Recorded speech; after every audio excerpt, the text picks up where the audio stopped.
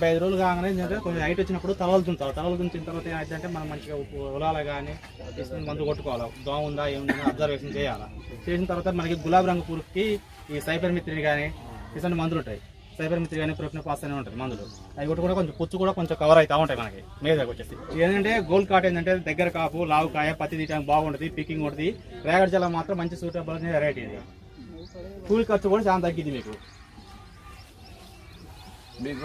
మీరే అబ్జర్వ్ చేసుకోవచ్చు. ముడత లేని దానికి ముడత వచ్చిన దానికి కాపు తేడా వస్తుంది. ఇది ముడత లేదనుకో దీనికి కూడా 4-5 గోళ్ళు ఎక్కువ ఉండి ఈ కొమ్మకి.